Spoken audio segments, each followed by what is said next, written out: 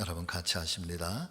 주님 오실 길을 예비하십시오. 아멘.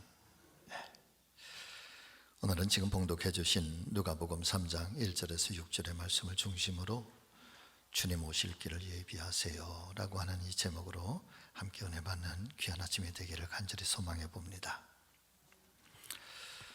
먼저 오늘 본문의 말씀을 살펴보면은 광야에서 외치는 세례자 요한에 대한 말씀을 우리에게 전해주시면서 요한이 외치는 소리, 너희는 주의 길을 예비하라, 그의 오실 길을 곧게 하라 하시면서 예수님께서 세상에 오시는 그 길을 준비하고 또 예비하고 기다려야 할 것을 당대의 그 이스라엘 백성들만이 아니라 성경을 통해서도 오늘 우리에게도 말씀해 주시고 있는 것을 깨닫게 됩니다. 아무쪼록 사랑하는 우리 성지가족 여러분, 대림절기를 보내시면서 저와 여러분들께서 말씀과 기도로 깨어있는 그런 믿음의 성도들이 되시기를 소망합니다. 더불어서 이제 연말과 연시를 우리가 맞이하게 되면서 아무쪼록 주님 만나게 될 때 주님 앞에 부끄러움이 아니라 칭찬과 상급을 받을 수 있는 그런 복된 성도들이 되시기를 우리 주님 예수 그리스도의 이름으로 다시 한번 축원을 드립니다. 자, 그렇다면 평화의 왕이신 예수님께서 오시는 길을 우리가 어떻게 준비하며 맞이해야 되는 것일까? 성경은 우리에게 어떻게 이 믿음의 지혜를 알려주시고 있는 것일까요? 첫 번째는 마음의 길을 좀 곧게 다듬었으면 좋겠다 하는 바람입니다. 4절과 5절의 말씀을 보니까 선지자 이사야의 책에 쓴 바 광야에서 외치는 자의 소리가 있어 이르되 너희는 주의 길을 준비하라, 그의 오실 길을 곧게 하라. 모든 골짜기가 메워지고 모든 산과 작은 산이 낮아지고 굽은 것이 곧아지고 험한 길이 평탄하여질 것이다. 물론 이 세례 요한을 통해서 들려주시는 이사야 선지자의 이 말씀은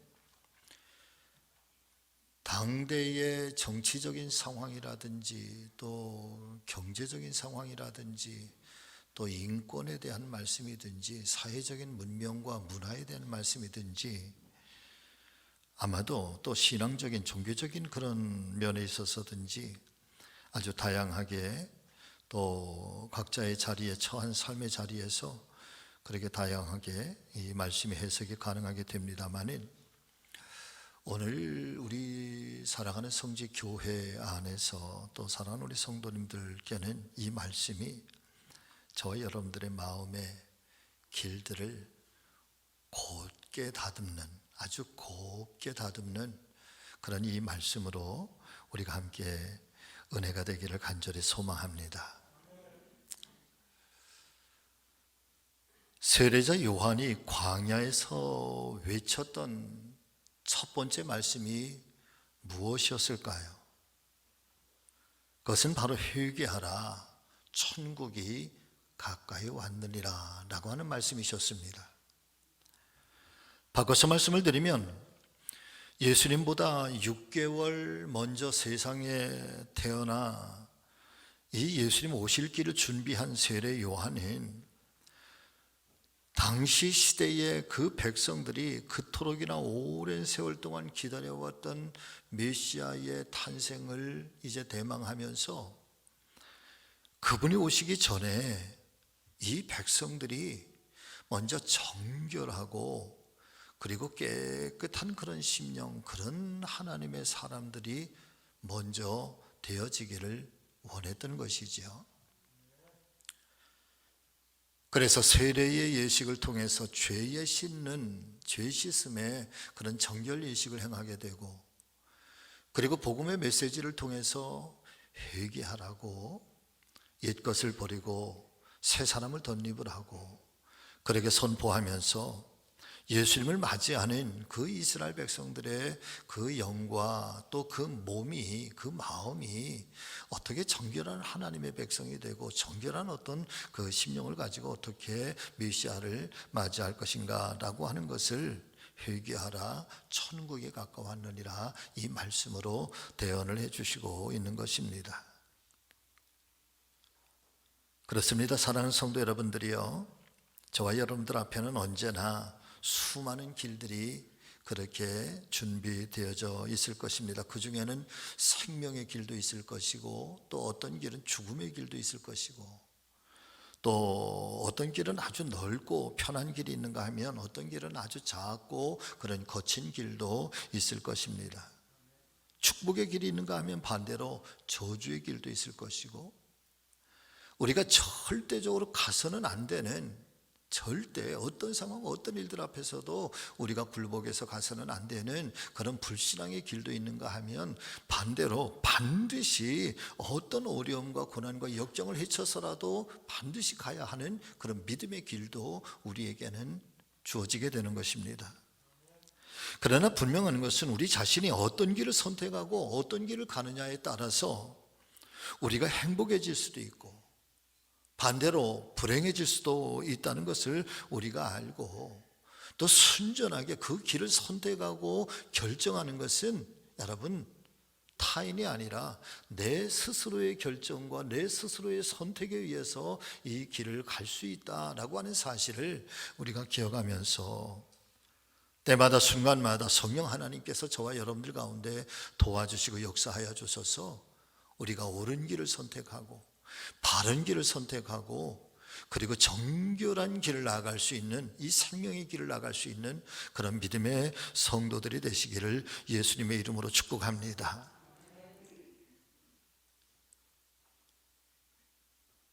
얼마 전에 터키라고 하는 나라가 이름을 튀르키예라고 하는 나라 이름으로 바꿨지요. 그런데 이 나라는 나라 전체가 이슬람교를 믿고 있는 이슬람의 국가입니다. 예전에 그 터키 성지순례를 갔을 때 사도 바울이 건축한 개척한 교회가 너무 초라하게 다 무너져 버렸어요. 그래서 교회의 터하고 모형 돌만 몇 개 남겨져 있는데 바로 거기 옆에 10m도 안 돼 있는데 거기에 웅장한 이슬람의 사원이 이렇게 건축 지어져 있더라고요. 제가 그 모습을 보면서 참 마음이 아이러니한 것은 하나님의 교회가 너무 초라해지고 반면에 이슬람의 사원이 우뚝 솟아있는 이 두 장면이 한 사진의 한 컷 안에 이렇게 들어오게 되는데 참 마음이 여러분 말로 표현할 수 없을 만큼 안타깝기도 하고 씁쓸하기도 하고 또 마음이 괴롭기도 하고 그러더라고요. 그 자리에서 느꼈던 것, 어쩌다가 이렇게 되었을까? 한때 초대교회의 발상지고 전 세계의 복음의 발상지였던 이 초대교회의 그 성지들이 어쩌다가 이렇게 되었을까? 여러분 그런 안타까움을 느끼게 되는 거죠.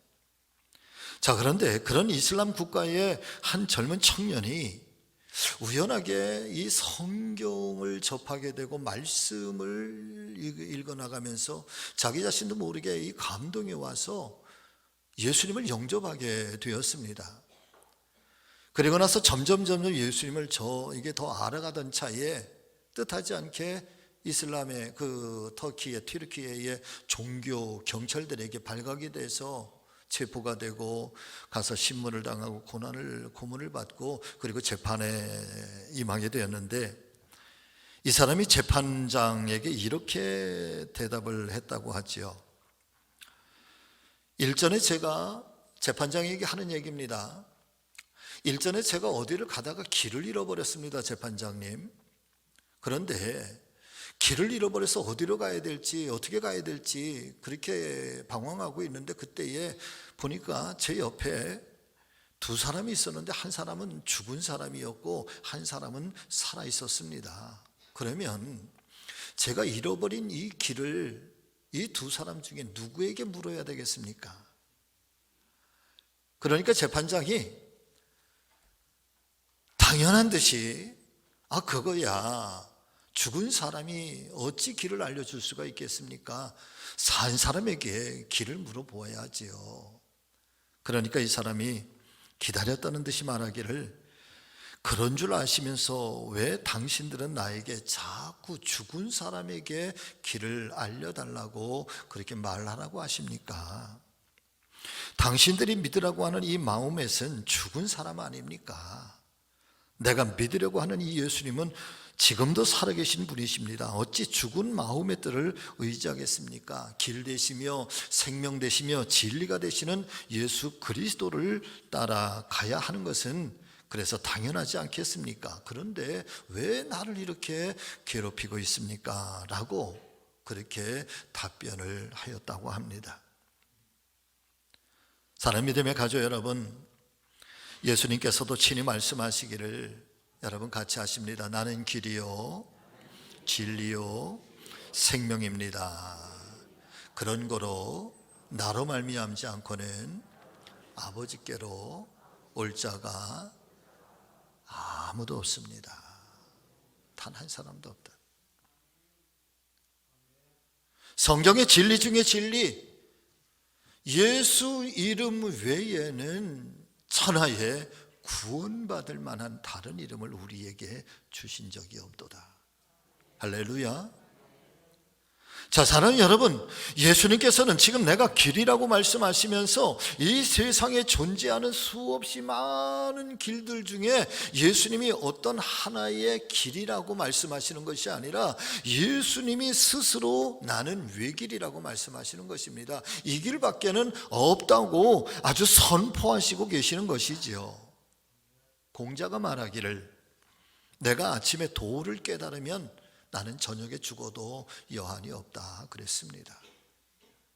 내가 깨달음을 아침에 얻으면 그날 내 생명이 끝난다고 할지라도 나는 여한이 없을 만큼 그는 진리를 사랑했고 도를 깨닫기를 위해서 끊임없이 공부하고 자기 깨우침을 가졌던 그런 분입니다. 인류의 스승입니다. 석가모니는 말하기를, 나는 열반을 가리키는 손이라고 자기를 그렇게 소개를 하고 있습니다. 자, 그런데 사랑하는 성도 여러분, 우리 주님께서는 깨달은 어떤 도리를 말씀하시는 것이 아니고 깨달은 어떤 진리를 말씀하시는 것이 아니라 예수님께서는 내가 진리 자체다 말이지, 내가 외길 자체다, 내가 생명의 본체, 생명의 근원 자체다 라고 말씀하시면서 또 한 걸음 더 나아가서는 예수님은 삼위일체의 하나님 본체라고 말씀하시는 거죠. 예수님 자체가 곧 창조자이시고 예수님 자체가 곧 전능자이시며 예수님 자체가 생명의 근원이시라고 예수님께서는 우리에게 그렇게 선언을 해 주시고 있는 것입니다. 여러분, 기독교 신앙의 가장 놀라운 것은 바로 이 대목에 있는 것입니다. 우리 주님은 하나님 본체이시며 우리를 죄에서 구원할 자이시며 우리에게 영원한 생명, 영원한 천국에 들어갈 수 있는 그 생사, 그 생명의 그 열쇠를 가지신 분이 여러분 우리 주님이신 거죠. 인간은 스스로가 인간을 구원할 수가 없습니다. 죄인이 죄인을 구원할 수가 없는 것처럼, 그래서 죄인을 구원할 수 있는 분, 인간의 그 원죄로부터 영원한 생명을 주실 수 있는 분은 여러분 오직 죄 없으신 삼위일체 하나님, 오직 성부 하나님, 성자 예수님, 성령 하나님, 이 한 분밖에는 없다는 사실을 여러분 믿으실 수 있기를 예수님의 이름으로 축복합니다. 기독교 신앙의 가장 놀라운 신비는 바로 여기에 있습니다. 첫 번째가 삼위일체의 하나님이시라는, 하나님은 삼위일체이시다. 성부와 성자와 성령, 이 세 분은 서로 다른 역할을 하시지만 그러나 이 한 분이시다. 제자 훈련을 하면서 우리 권사님들이 연세가 다들 많으셔서 삼위일체 하나님을 설명을 드려야 되는데 어떻게 설명을 드리면 좋을까? 그러다가 제가 이렇게 말씀을 드렸어요. 권사님들, 제가 우리 성지교회에 누굽니까? 그러니까 우리 교회 목사님이시죠. 권사님들, 제 아내 이름이 정분영인데 제 아내에게 저는 누구입니까? 그랬더니 그거 우리 사모님의 남편이시죠. 저에게는 아들과 딸 둘이 있는데 그러면 그 아이들에겐 제가 누구입니까? 그래야 자녀분들의 아버지시죠. 그렇습니다. 저는 한 몸이고 한 사람이지만 그러나 어떤 역할에 따라서 때로는 담임 목사이기도 하고 때로는 남편이기도 하고 때로는 아버지의 역할을 감당하게 되는 거죠. 물론 삼위일체라고 하는 이 어마어마하고 거대한 이 신비를 이렇게 단순한 인간의 지식과 이성과 인간의 판단의 합리적인 생각으로 설명할 수 있는 것은 아닙니다. 이것보다도 훨씬 더 우리가 상상할 수 없는 그런 어마어마한 진리가 삼위일체의 이 신앙 속에 담겨져 있는 것이죠. 또 한 가지, 창조주 하나님, 영이신 하나님이 인간의 육신의 몸을 입고 그것도 어린 아기의 몸을 입고 이 땅에 태어나셔서 사람이 되셨다. 그리고 스스로가 십자가의 죽음의 길을 가셨다. 이 인카네이션이라고 하는 이 성육신이라고 하는 이 신앙도 여러분 기독교 신앙 중에 신비 중에 신비고 은혜 중에 은혜지만, 그런데 이것도 여러분이 인간의 이성과 인간의 지성을 가지고는 전혀 이해할 수도 없고 완벽하게 다 알 수도 없는 어마어마한 하나님의 은혜요 은총인 줄로 믿습니다. 그렇기 때문에 엄밀하게 말씀을 드리면 여러분 같이 하십니다. 믿음이란 믿는 겁니다. 아멘. 믿음이라고 하는 것은 여러분 해석하려고 하는 것이 아니라는 거예요. 믿음은 우리의 이성으로 이해가 가능해야지만 우리가 받아들일 수 있는 것이 믿음이 아니라는 거예요. 나의 지성 안에서 나의 합리적 판단과 이성 안에서 해석이 되어지고 그리고 그래야지만 내가 믿을 수 있다고 하는 것은 여러분 그것은 철학이고 그것은 과학이고 그것은 학문이고 그리고 그것은 인간의 그런 이성 안에 가두어두는 거지 하나님을 우리의 이성으로 해석할 수가 없는 것이고 우리의 지성으로 말할 수 없는 것이 살아계신 하나님이고 전능하신 우리 하나님이신 줄로 믿습니다. 그런데 불행하게도 사랑하는 성도 여러분들이요, 우리는 너무나도 하나님을 이성으로 지성으로 믿으려고 합니다. 내 이성 속에서 자꾸만 믿어져야 된다는 거야. 이해가 돼야 된다는 거야. 예수님이 무리를 걸으셨다고 하는 것, 오병이어를 가지고 5,000명을 먹이시고 12광주리가 남았다고 하는 것, 죽은 자를 살리셨다고 하는 것, 눈먼 자를 살리셨다고 하는 이 온갖 기사와 이적과 능력에 이 행한 것들을 우리 자꾸만 이성으로 해석을 하려고 그래요. 우리의 지식으로 해석을 하려고 그래요. 그러니까 우리의 믿음이 여러분 자꾸 인간적으로 흘러가요. 믿음은 믿어지는 거예요. 할렐루야. 자, 그런 하나님이 성탄으로 우리 가운데 찾아오시는데, 그런 하나님이 우리 가운데 찾아오셔서 우리 안에 구주가 되시는데, 여러분 이 성탄절의 진정한 주인은 그럼 누굴까? 여러분 성탄절의 주인은 선물이 아닙니다. 아멘. 도둑이나 산타클로스는 아니죠. 그래서 이 성탄절의 진정한 주인은 우리 예수님이신데 그분을 향한 우리의 찬양, 우리의 경배, 우리의 신앙의 고백, 우리의 진심, 우리의 영광이 여러분 그분을 향해서 여러분 전심전력 돌려지게 돼야 되는데, 그분이 오실 때 그러면 우리가 어떤 심정으로 어떤 마음으로 준비가 되어 있어야 되는 것일까? 고왔으면 좋겠다는 거예요. 아주 고왔으면 좋겠다는 거예요.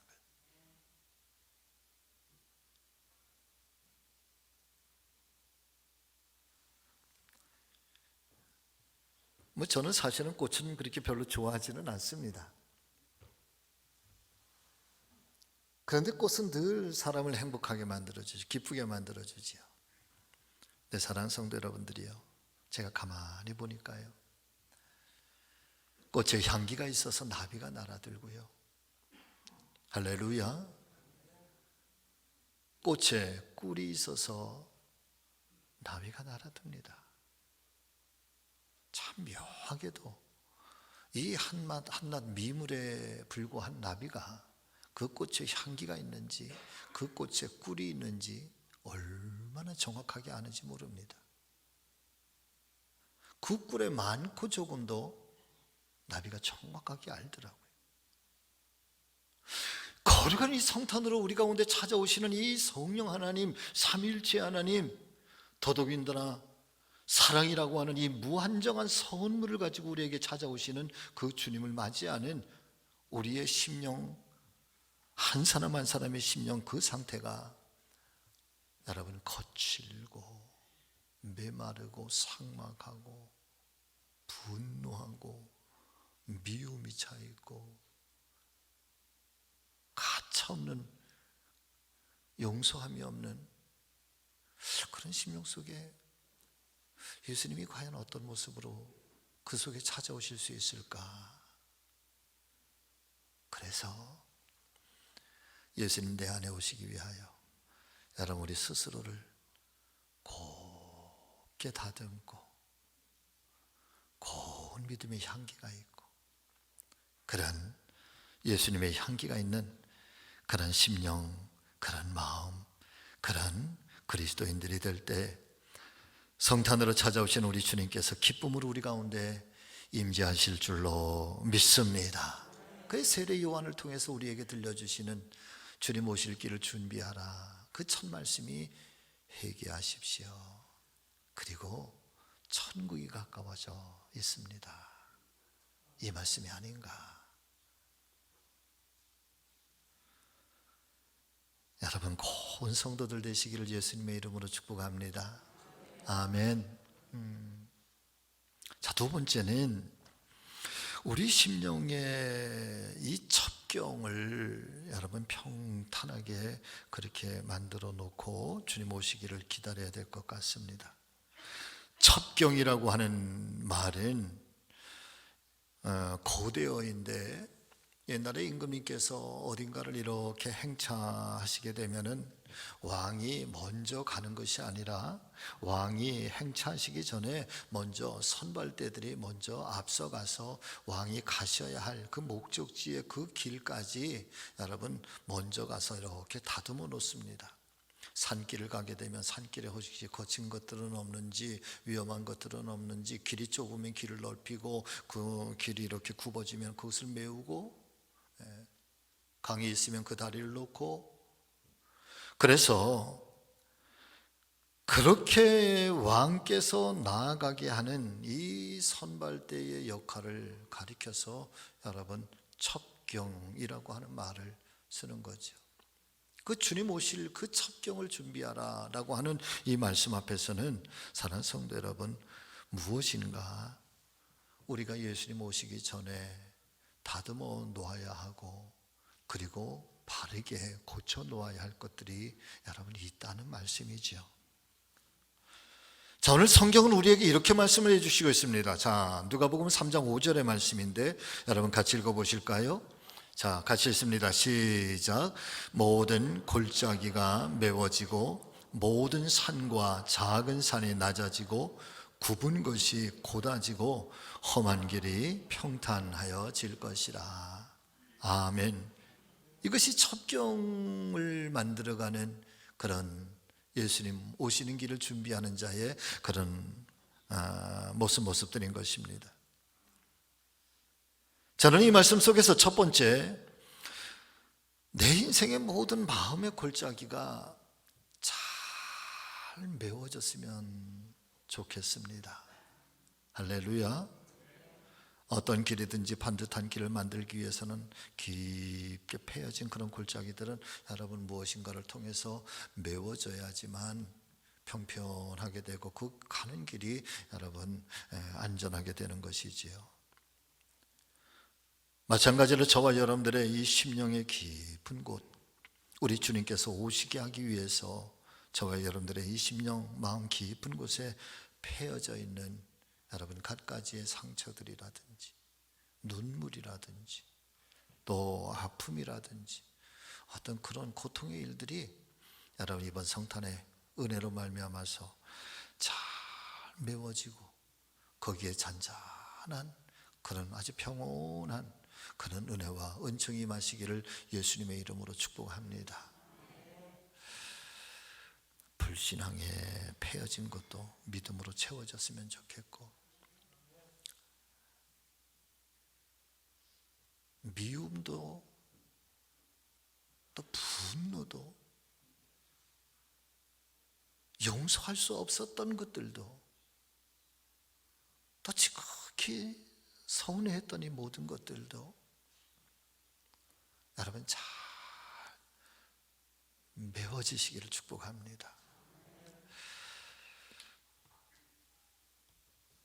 기도가 부족하면 더 많이 기도하고, 열심이 부족했으면 더 열심을 내고, 헌신이 부족했으면 더욱더 정성을 다해서 헌신을 하고, 사랑이 부족했다 싶으면 더 많이 사랑하고, 믿음이 부족했으면 더 잘 믿고, 그래서 우리의 패여진 우리의 심령의 연약한 곳곳들,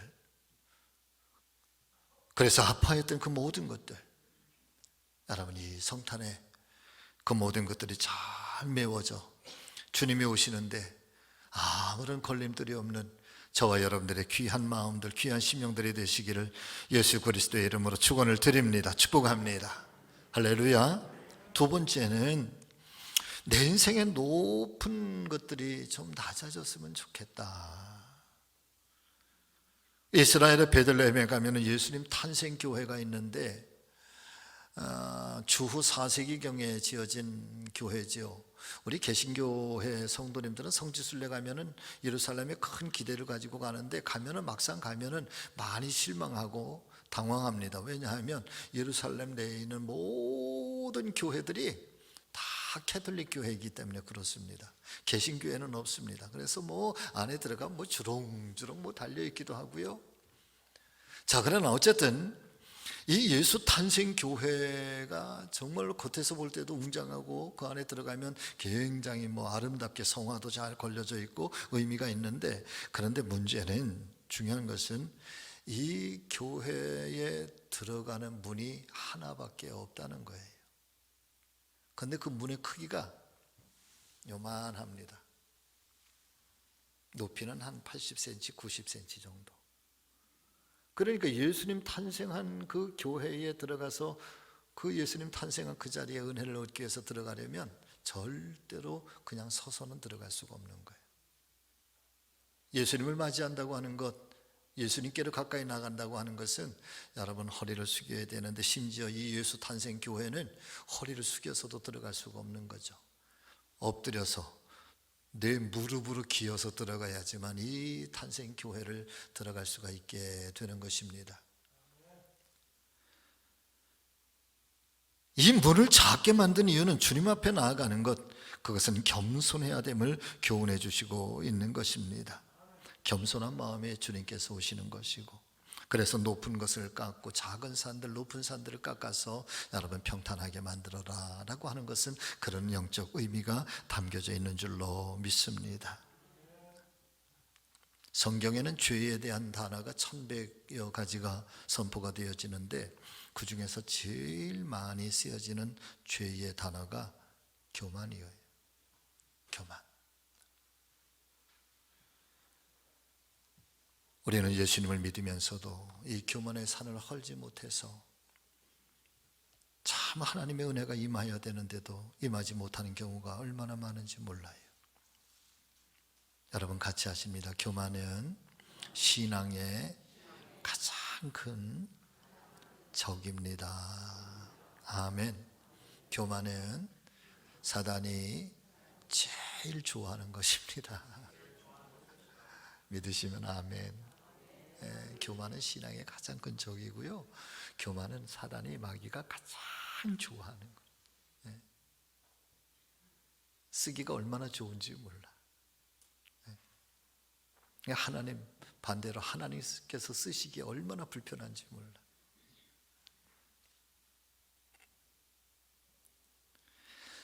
성탄의 높은 곳에 계셨던 하나님께서 아주 작고 작은 낮은 곳으로 이렇게 찾아오시는 것처럼, 여러분 오늘도 우리가 그리스도의 길을 따라가는 사람들, 성탄으로 우리 안에 찾아오시는 예수 그리스도를 영접하는 사람들은 여러분 자꾸만 낮은 곳을 향하여, 낮은 곳을 향하여, 낮은 곳을 향하여,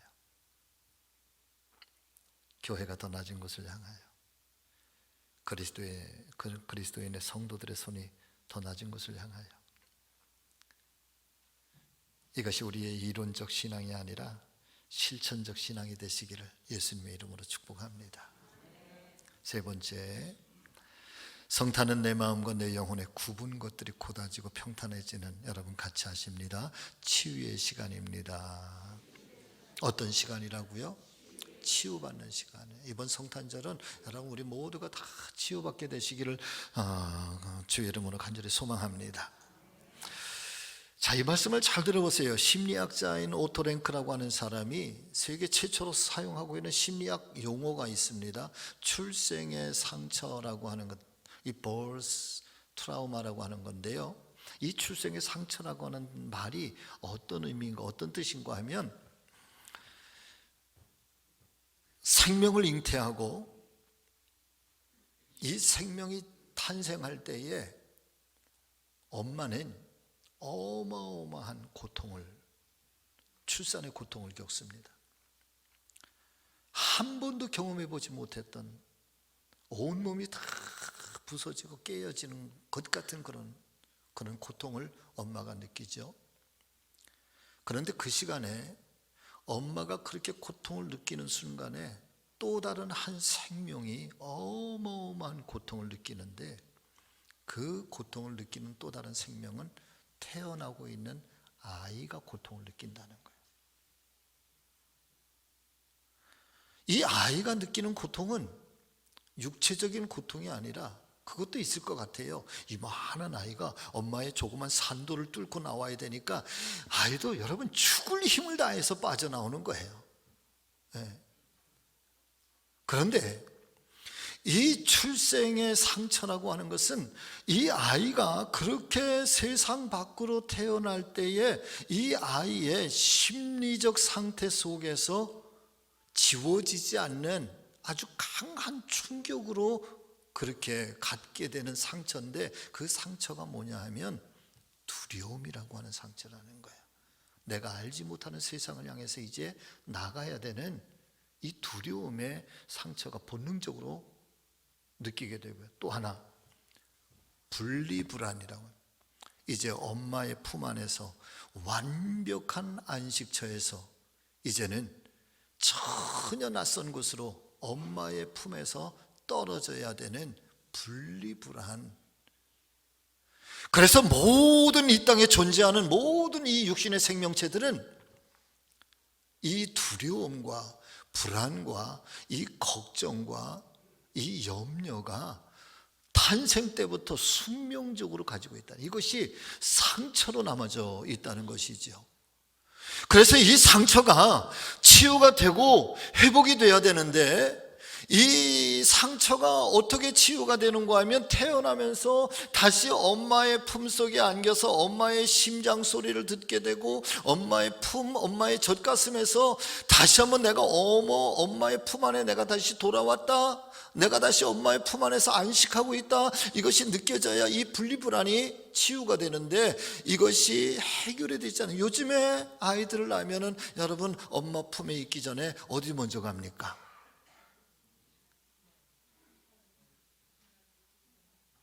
아이들끼리만 따로 있잖아요.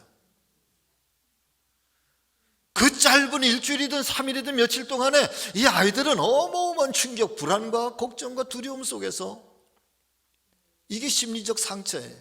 출생의 상처인 거예요. 그래서 반드시 회복이 돼야 된대. 근데 이것이 회복이 안 되면 일평생 살아가면서 외로움이, 그 다음에 두려움이, 불안감이, 안정과 평화를 잃어버리고 사는 거죠.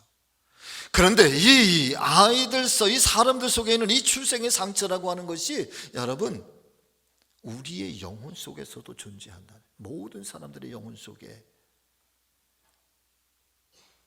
본능적으로, 심리적으로 간직하고 있는데, 그것은 우리의 영혼이 하나님의 품에서 분리되어질 때 떨어져 나갔다고 하는,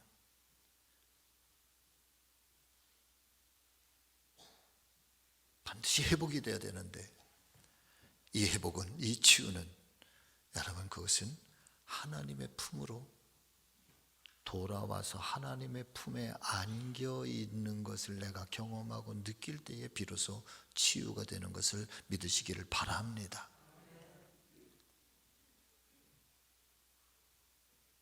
왜 신앙이 왜 중요하냐? 하나님 말씀이 왜 중요한가?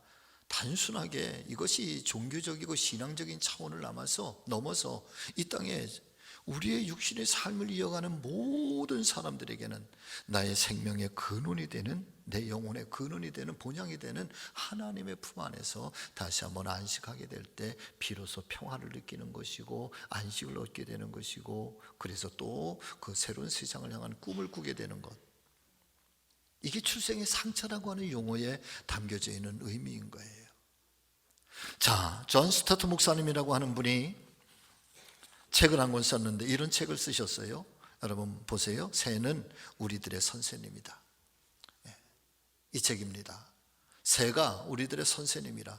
이 존 스타트 목사님 영성가인데, 이 목사님이 이 새의 모습들을 보면서 깨달았던 어떤 영적 진리를 우리에게 알려주시는데, 이 책에 나오는 한 대목이에요. 여러분 이 대목을 한번 보세요. 하늘을 나는 새가 우리에게 믿음을 가르칠 수 있다면 우리에게 회개도 가르칠 수 있을 것이다. 가을에 먼 곳으로 떠나는 철새들은 이듬해 봄이 되면 어김없이 돌아옵니다. 거의 50만 마리의 황새가 매년 봄과 가을에 중동 지방 위로 이동하는 것으로 추산이 됩니다. 이렇게 새들은 갔다가 돌아오는데 왜 하나님의 사람들은 한 번 하나님을 떠나면 돌아오지 않는 것일까요? 새가 육적으로 가지고 있는 이 강한 귀소 본능만큼 인간도 영적으로 강한 귀소 본능을 가지고 있다면 얼마나 좋겠습니까? 하나님이야말로 인간의 영이 쉴 수 있는 진정한 집이며, 이제 그분이 없이는 미아라고 하는 이 생각이 강해지면 강해질수록 우리는 더욱더 간절한 마음으로 그분께 돌아가게 될 것입니다. 여러분, 이 한낱 미물인 새들도 때가 되면 돌아가야 할 귀소 본능이 있어서 내가 가야 할 그곳이 어디인지, 내가 돌아가야 할 곳이 어디인지를 여러분 정확하게 알고 그 먼 길을 돌아서 그렇게 찾아간다는 거예요. 그런데 왜 하나님을 떠나는 인간들은 왜 다시 하나님께로 돌아오지 않는가? 이 영적 귀소 본능이 강하면 강할수록, 내가 그분의 품 안에 있을 때는 영원한 쉼이고 영원한 집인데 내가 그분을 떠나면 미야, 길을 잃어버린 인생이라는 거예요. 하나님을 떠난 인생은 길을 잃어버린 인생. 이것을 알면 알수록, 깨달으면 깨달을수록 그때 비로소 하나님께로 돌아가려고 하는 더욱더 강렬한 열망을 갖게 될 것이라는 거죠. 그런데 감사하게도 여러분, 우리가 하나님께로 돌아가기 전에 하나님께서 먼저 우리에게 찾아오셔서 여러분 우리를 품으시기를 원하신다는 사실을 믿으시기를 바랍니다. 이제 그 성탄의 품에 여러분 우리에게 찾아오시는 그 하나님, 그 예수 그리스도의 품으로 여러분 우리가 다시 돌아가면 그 은혜 안에 우리의 분리의 불안들, 우리의 삶에 지쳤던 것들, 우리의 삶의 고독감들, 우리의 외로움들, 우리의 아픔, 그런 눈물들, 여러분 그래서 이 성탄절에는 그렇게 찾아오시는 주님의 은혜 안에서 우리 모두가 참된 평화와 참된 쉼을 얻게 되시기를 예수님의 이름으로 축복합니다. 지쳤던 것도 다, 미워했던 것들도 다, 힘겨웠던 우리의 지나왔던 모든 삶의 이 무거운 짐들도 다 주님 저에게, 우리의 가정에, 내 심령에 이번 성탄에는 그렇게 찾아오셔서 저를 새롭게 하여 주시옵소서. 이 은혜가 금년도 성탄에 충만하시기를 예수님의 이름으로 축원합니다. 말씀을 마치겠습니다. 사랑하는 성도 여러분, 예수님께서 이 땅에 오셨습니다.